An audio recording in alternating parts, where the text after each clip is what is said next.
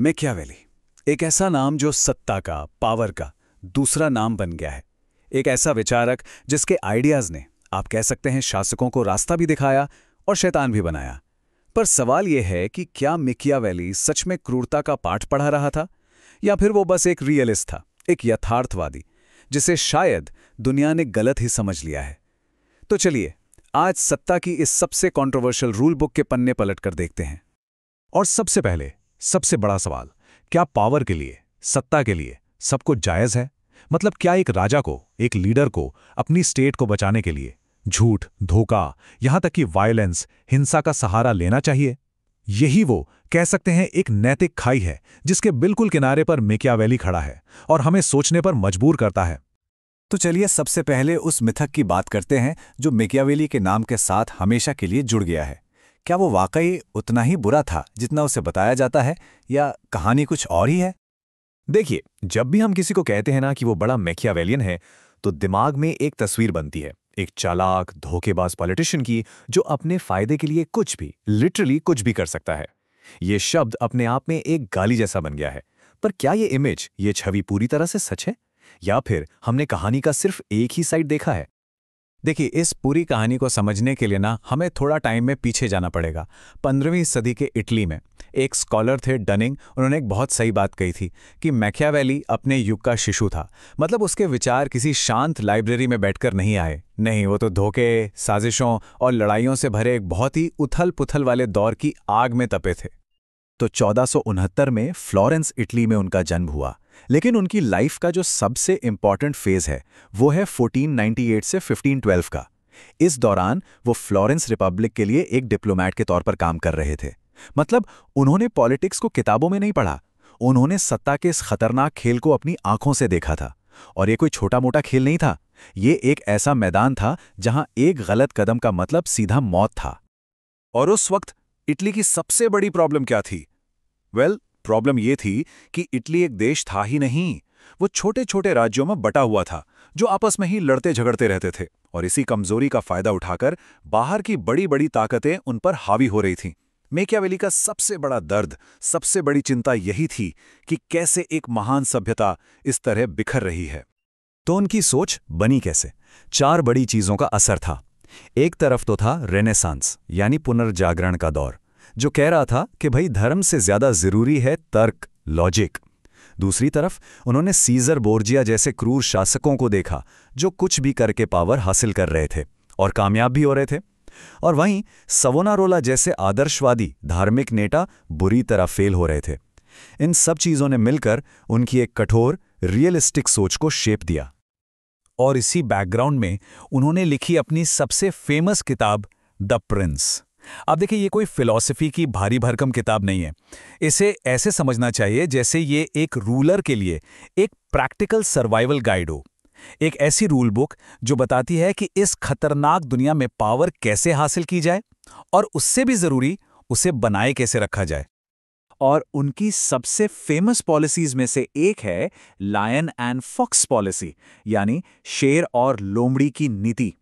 Machiavelli का कहना था कि एक रूलर में 2 जानवरों की क्वालिटीज होनी चाहिए।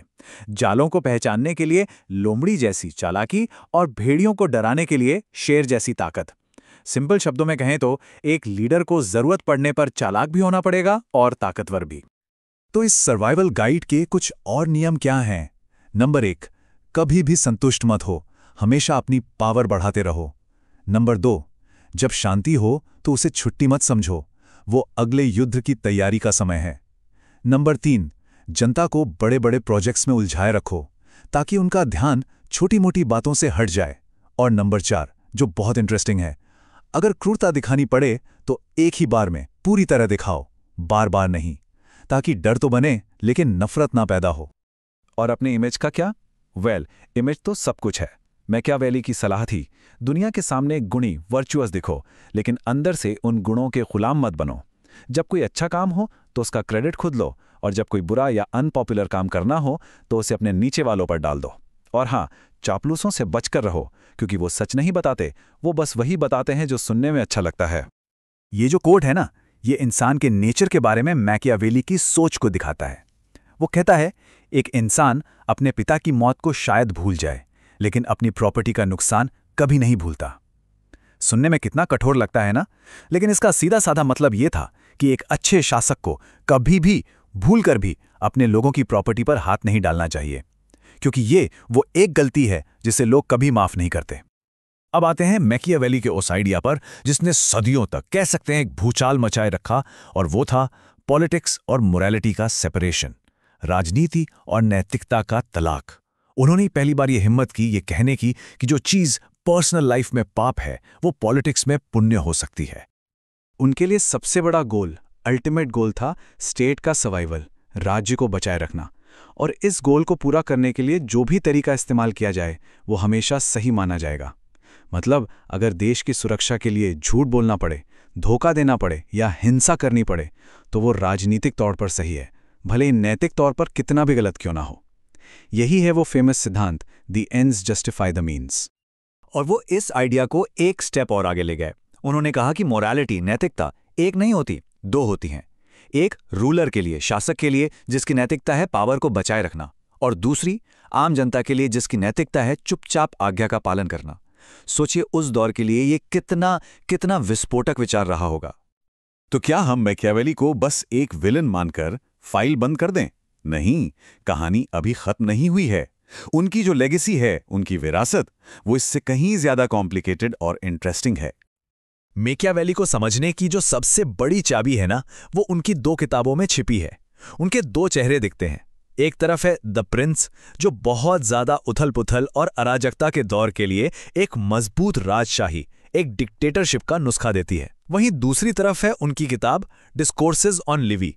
ये किताब शांत समय के लिए है और इसमें वो एक रिपब्लिक यानी एक गणराज्य को सबसे अच्छा मानते हैं। तो इससे एक बात तो साफ है कि वो सिर्फ तानाशाही के सपोर्टर नहीं थे, बल्कि हालात के हिसाब से सोचने वाले एक पक्के रियलिस्ट थे।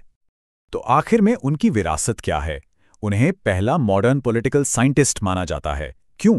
क्योंकि उन्होंने ही पहली बार पॉलिटिक्स को धर्म और आदर्शों के चश्मे से निकालकर एक साइंस की तरह देखा। उन्होंने मॉडर्न नेशन स्टेट के कॉन्सेप्ट की नींव रखी। और सबसे बड़ी बात, उन्होंने सिखाया कि पॉलिटिक्स इस बात का अध्ययन नहीं है कि दुनिया कैसी होनी चाहिए, बल्कि इस कड़वी सच्चाई का अध्ययन है कि दुनिया कैसी है। और आखिर में एक सवाल, 500 साल बाद भी मैकियावेली जिंदा क्यों है? आज की पॉलिटिक्स में मैकियावेली कहाँ नजर आता है? जब कोई नेता जनता के सामने एक खास इमेज बनाता है, या जब राष्ट्रीय सुरक्षा के नाम पर कोई बहुत कठोर कदम उठाया जाता है, तो क्या उसमें मैकियावेली की परछाई दिखाई देती है? ये सोचने वाली बात है।